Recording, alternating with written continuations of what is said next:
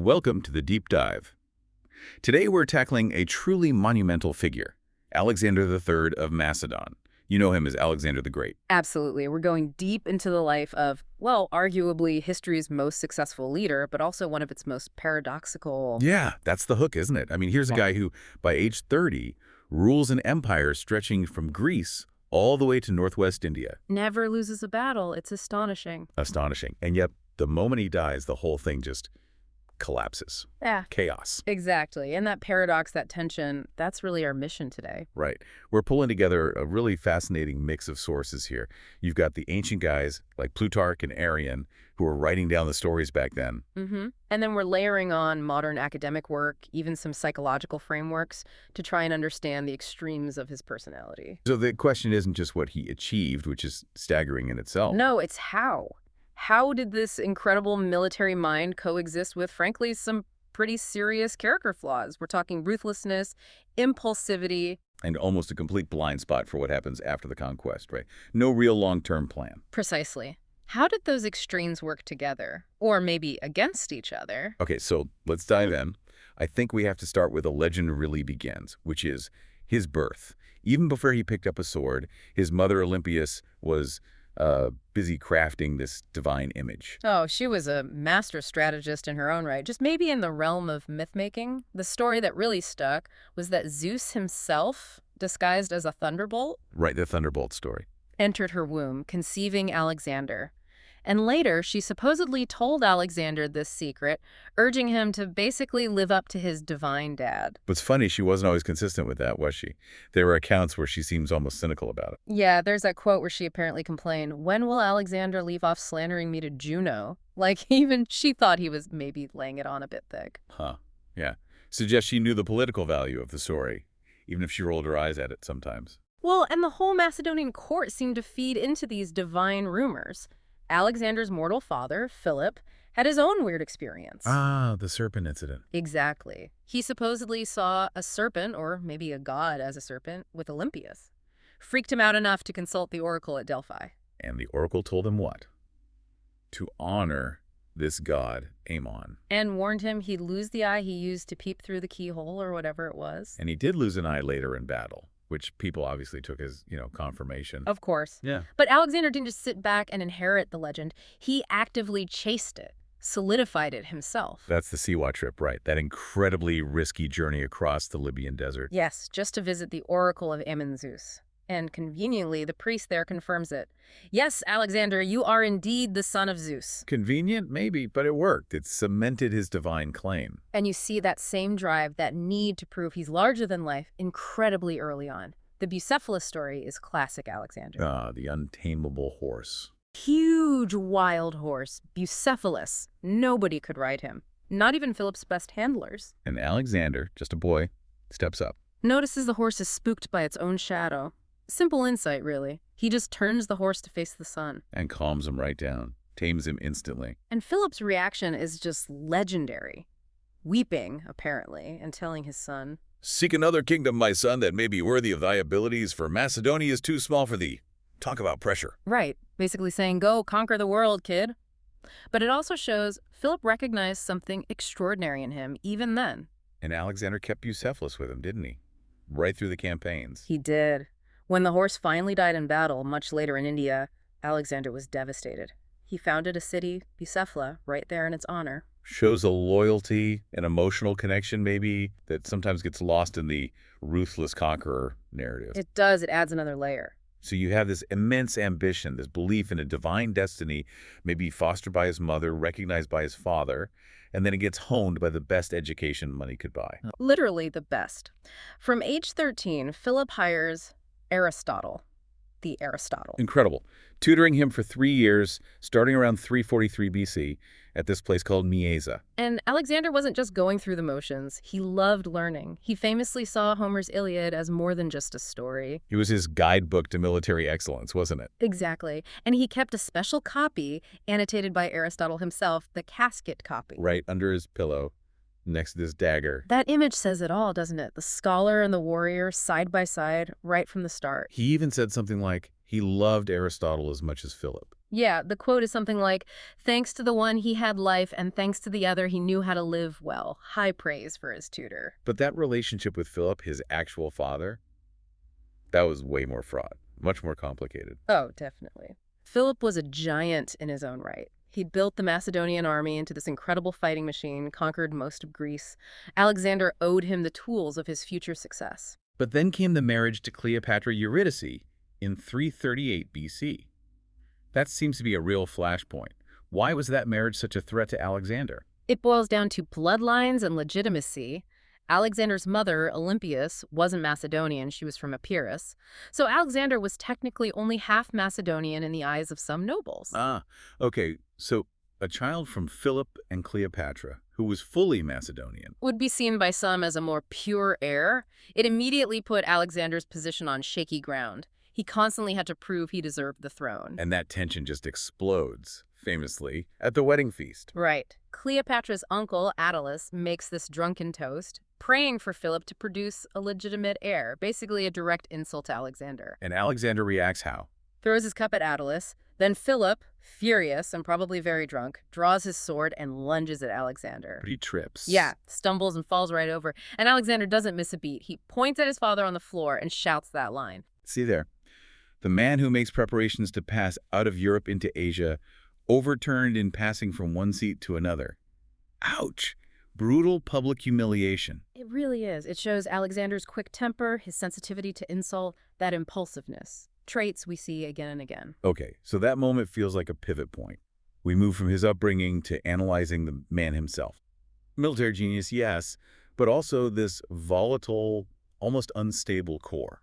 And this is where looking at his recorded behavior through, say, a modern psychological lens can be quite revealing. We're using something like the framework of psychopathy traits here. Now, we need to be careful. We're not diagnosing someone who lived over 2,000 years ago. Absolutely not. It's about pattern recognition.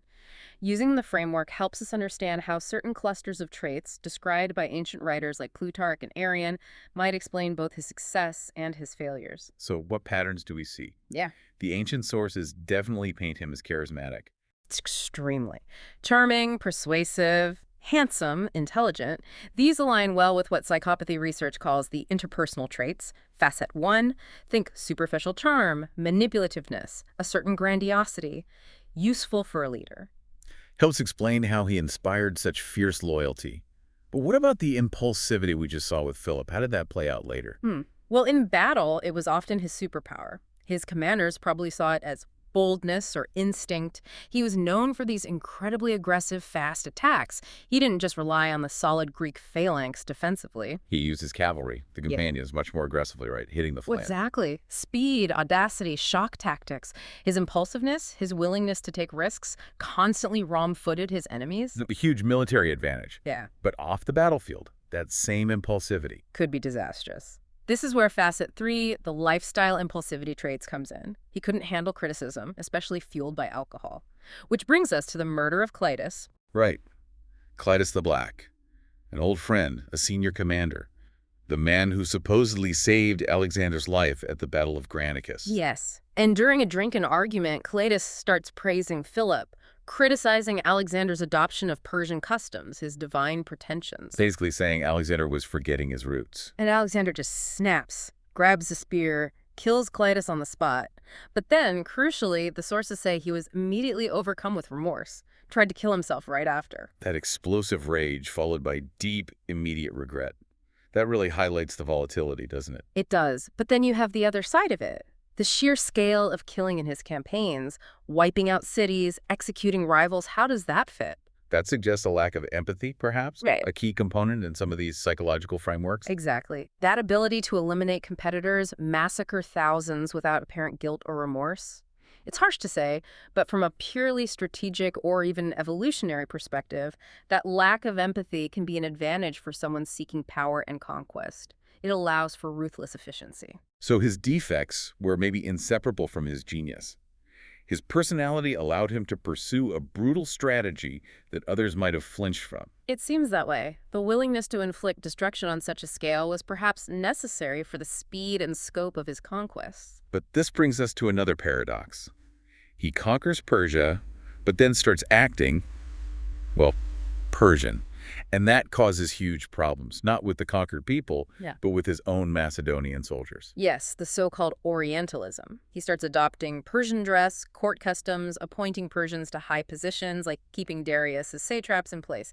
He was trying to fuse the two cultures. He even had two different seals, right? A Persian one for Asian affairs, his old Macedonian one for Europe, trying to bridge the gap. A very visual way of showing his balancing act. But the Macedonians weren't buying it. The peak of this fusion policy and the source of major friction was the Susa weddings in 324 BC. The mass marriage ceremony. He marries two Persian noblewomen himself, Roxana and Statera, and then basically orders 80 of his top Macedonian officers, his heteroi, to marry high-born Persian and Median women. All done Persian style. He saw it as cementing the empire, creating a unified elite. His men saw it as a betrayal. They saw him going native, abandoning Macedonian traditions. They viewed themselves as partners in conquest, not subjects of an Eastern-style despot. And they certainly didn't see him as a god. Their view was more primus inter pares first among equals. Precisely. So when Alexander tried to introduce the Persian custom of proskynesis, Making people bow down or prostrate themselves before him. that was the absolute breaking point for the Greeks and Macedonians. For them, that kind of reverence was reserved only for gods. Bowing to Alexander, unthinkable, culturally abhorrent. So that experiment failed quickly. It did, but the resentment lingered and festered, and it all came to a head at Opis, the Opis Mutiny. What finally pushed them over the edge there? It was a combination of things, the Persian customs, the Susa weddings, but also Alexander integrating Persian soldiers into elite Macedonian units, even forming a new Persian royal guard, the Achaemenid. They felt like they were being replaced after doing all the fighting. Exactly. They accused him of adopting a completely barbarian mentality, of forgetting where he came from and who had put him on top. It's fascinating. He could defeat the mightiest armies in the world, but he couldn't manage the internal politics of his own victorious army. And that internal dissent is what finally stopped him. Not Darius, not Porus, but his own men in India. At the Beas River, 326 BC, they just refused to go further. They were thousands of miles from home, exhausted, and hearing terrifying stories about what lay ahead across the Ganges River. Massive armies, war elephants by the thousands. Reports said 80,000 cavalry, 200,000 infantry, 6,000 elephants waiting for them. They'd had enough. Alexander pleaded, he raged, he sulked in his tent, but they wouldn't budge. His will was finally broken, and he had to turn back. Even with that halt, the sheer scale of what he did accomplish is still hard to grasp. Founded over 70 cities. Alexandria in Egypt, being the most famous, obviously, became a powerhouse of learning and culture. He standardized currency, boosted international trade across this vast new interconnected zone. And the cultural spread. Hellenism reaching India, influencing art, philosophy, creating things like Greco-Buddhism. He literally changed the cultural map of the ancient world. But, and this is a recurring critique from historians, his focus was almost entirely on the conquering, not the governing. The lesson seems to be one of critical omission. Yes, the constant success seems to have bred extreme arrogance, hubris. Sources suggest his inner circle became yes-men, afraid to challenge him or give bad news. His reality testing got warped. He became isolated by his own myth, maybe? Could be. And he just didn't put the structures in place to hold the empire together. No sustainable administration, no plan for integrating these incredibly diverse regions beyond his personal authority. And the biggest omission of all, no succession plan. It seems almost unbelievable, but it fits a certain psychological profile. Perhaps a narcissistic inability to imagine a world without him at the center. So when he dies suddenly in Babylon in 323 BC, probably illness, malaria, typhoid, maybe alcoholism, though poisoning rumors always linger. His generals ask him on his deathbed, "To whom do you leave the kingdom?" And his answer? "To the strongest." Or maybe to the best man. Either way. A guaranteed recipe for civil war. Instant chaos. His death immediately triggers the Wars of the Diadochi, his generals carving up the empire for themselves. The whole massive structure disintegrates almost overnight. Because it was built on him, on his will, not on lasting institutions. Exactly. So pulling it all together, Alexander is this incredible case study. You see how immense ambition, military skill, maybe even those darker personality traits can let one person reshape the entire world. But you also see how that same pride, that same focus on personal glory and conquest over stability can make it all incredibly fragile. He was, in a way, a victim of his own overwhelming success. He achieved the immortality he seemed to crave. We're still talking about him, after all. His divine status confirmed at Siwa seemed paramount. But maybe in chasing that divine legacy, he neglected the very mortal, very practical needs of his empire consolidation, administration, succession. Which really leaves us with a final thought for you, the listener, to chew on. What if Alexander had spent less energy trying to be worshipped as a god and more energy on being a king? A builder like his father Philip perhaps tried to be. Could his world-changing empire actually have survived him then? It's one of history's great what-ifs, something to think about.